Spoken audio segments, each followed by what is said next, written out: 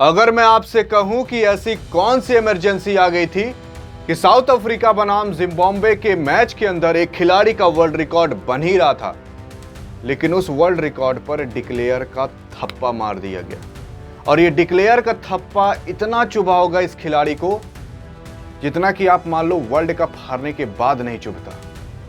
क्योंकि south Africa बनाम Zimbabwe के बीच जब मैच हो रहा था, तो उस मैच के बीच जब वर्ल्ड रिकॉर्ड बनने वाला था, तो वर्ल्ड रिकॉर्ड के बीच मैच को डिक्लेयर कर दिया गया। और ये कोई और नहीं बल्कि साउथ अफ्रीकाई टीम ने किया। और साउथ अफ्रीका को ये पता था कि अगर हम डिक्लेयर करेंगे तो इस खिलाड़ी का सपना टूट जाएगा, लेकिन फिर भी उस पर डिक्लेयर का मोहर क्यों मारा गया। लेकिन उससे बड़ा सवाल ये उठता है कि आखिर ऐसे कौन कौन से रिकॉर्ड टूटते और क्या वर्ल्ड के अंदर ऐसा होना फिर मुमकिन होता, नामुमकिन होता।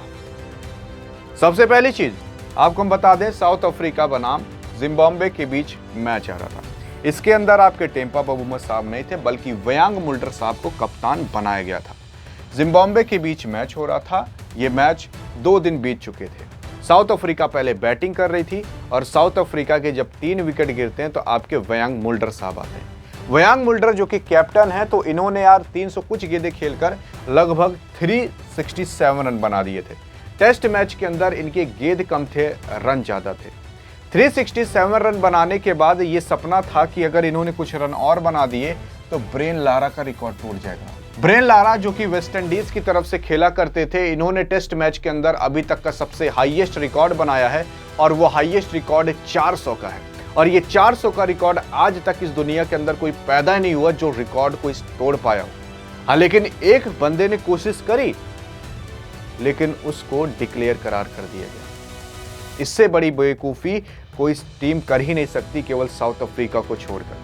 क्योंकि अगर मैं आपको इतिहास बताऊं कौन कौन से इतिहास के पन्ने पलटे जाते, आपको इतिहास बताऊं कि कौन कौन से इतिहास खत्म हो जाते और कौन कौन से इतिहास बदल दिए जाते, तो यहां सामने देखिए। सबसे पहले ब्रेन लारा साहब जो कि वेस्ट इंडीज की तरफ से खेला करते हैं, और यही ब्रेन लारा साहब ने 2004 के अंदर इंग्लैंड के खिलाफ 400 रन की नाबाद पारी खेली थी। और आज तक ऐसा कोई दुनिया में और इस धरती पर पैदा ही नहीं हुआ जिसने 400 रन की पारी खेली हो टेस्ट मैच के अंदर, वो भी नाबाद।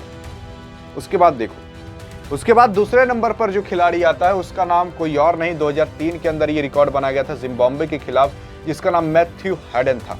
इस बंदे ने 380 रन बनाए थे। दूसरे नंबर पर आता है वर्ल्ड के। इसके बाद वापस से ब्रेन लारा साहब आते हैं। यहाँ 2004 में बनाए थे, 1994 में इंग्लैंड के खिलाफ बनाए थे 375 रन। इसके बाद देख लो, महिला जयवर्धने ने 2006 के अंदर साउथ अफ्रीका के खिलाफ 374 रन बनाए थे। अब आपके वयांग मुल्डर साहब आ गए जिम्बाब्वे के खिलाफ 2025 में 367 रन नाबाद बनाए। इसके बाद अगर देख लोगे तो कुछ रिकॉर्ड देख लो। ग्रेस शोबेर साहब हैं जो कि 365 रन नाबाद बनाए थे। उसके बाद लियोनार्ड हुट्टेन साहब जो कि 1938 के अंदर ऑस्ट्रेलिया के खिलाफ 364 रन बनाए थे। और एट द एंड ये खिलाड़ी आ जाते हैं जिनका नाम जया सूर्या था, जो कि इंग्लैंड के खिलाफ 1997 में 340 रन की पारी खेलते हैं। ये वर्ल्ड के अभी तक के सबसे टॉप रिकॉर्ड की बात हम कर रहे हैं। इसके अंदर भारत का कहीं नाम नहीं, लेकिन भारत का भले नाम नहीं आता, लेकिन परचम सबसे ऊपर भारत का है। लेकिन अगर हम साउथ अफ्रीका की तरफ से बात करें तो साउथ अफ्रीका ने कितनी बड़ी बेवकूफ़ी करी, सबसे पहले वो देखते हैं। साउथ अफ्रीका ने जो इस खिलाड़ी के रिकॉर्ड को रोका, आखिर रोका कैसे? असल में जब साउथ अफ्रीका बनाम जिम्बाब्वे का मैच आ रहा था, 2 दिन लगातार आपकी जिम्बाब्वे की टीम बॉलिंग कराती है और साउथ अफ्रीका की टीम बैटिंग करती है। यहाँ पर लंच होता है दूसरे दिन, तो दूसरे दिन सोचा गया था कि भाई वापस से आपके वयांग मुल्डर साहब आएंगे और वो आकर बैटिंग करेंगे और एक के बाद एक और एक के बाद एक कर सबके रिकॉर्ड तोड़ेंगे। लेकिन इनको जानते हो क्या मिला? डिक्लेयर का थप्पा। और थप्पा जब ये मिला तो उसके बाद टीम साउथ अफ्रीका फील्डिंग करने आ गई, बैटिंग करने नहीं, जिसके बाद वयांग मुल्डर साहब का ये सपना चूर का चूर रह गया और इन्होंने टॉप 5 में ही जगह बना पाई और ऊपर नहीं जा पाए। आपके वयांग मुल्डर साहब अगर मात्र 8 रन से ज़्यादा मार दिए होते ना, तो चौथे नंबर पर आ जाते दुनिया के। और अगर इन्होंने 9 रन से ज़्यादा मार दिए होते तो ये तीसरे नंबर पर आ जाते वर्ल्ड के।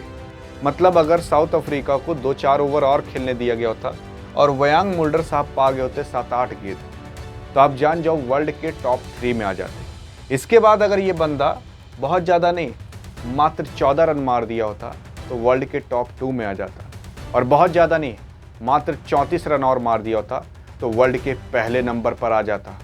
पूरे दुनिया के सभी बैट्समैनों का रिकॉर्ड टूट जाता, यहां तक कि ब्रेन लारा का भी। अभी शुभमन गिल साहब ने 269 रन की पारी खेली थी तो हमने काफी गुण और गान गाए थे, लेकिन यहां पर आपके वयांग मुल्डर साहब ने 367 रन की पारी खेली है। वो बात अलग है कि अगर भारत जिम्बाब्वे के खिलाफ खेले तो इतना रन भारत के लगभग खिलाड़ी मार देंगे, लेकिन वयांग मुल्डर साहब ने भी काफी मेहनत करके ये पारी खेली। यहां पर अगर वयांग मुल्डर साहब को कुछ ओवर और दिए गए होते तो ये बंदा वर्ल्ड के पहले नंबर पर आ सकता था। लेकिन गलती कहां हुई आपके साउथ अफ्रीका से, ये सुनो। गलती यही हुई कि इसको बैटिंग करने नहीं दिया गया। हाँ, सवाल ये उठता कि भाई मैच ड्रॉ हो जाता, मैच भाड़ में जाता, लेकिन यहां पर अगर वयांग मुल्डर वर्ल्ड के टॉप 1 पर आ जाता तो आप खुद सोच कर देखो कि अगर ये मैच ड्रॉ हो भी जाता, लेकिन आपका नाम और आपके साउथ अफ्रीका के नाम इस पूरी दुनिया के अंदर टेस्ट मैच के अंदर हमेशा टॉप पर विराजमान रहता। कभी भी हमेशा रन की लिस्ट में देखा जाता तो साउथ अफ्रीका टॉप पर आता। आखिरकार आपके ही देश का नाम टॉप पर आता और आपके ही देश का परचम हमेशा रन के मामले में टॉप पर लहराता।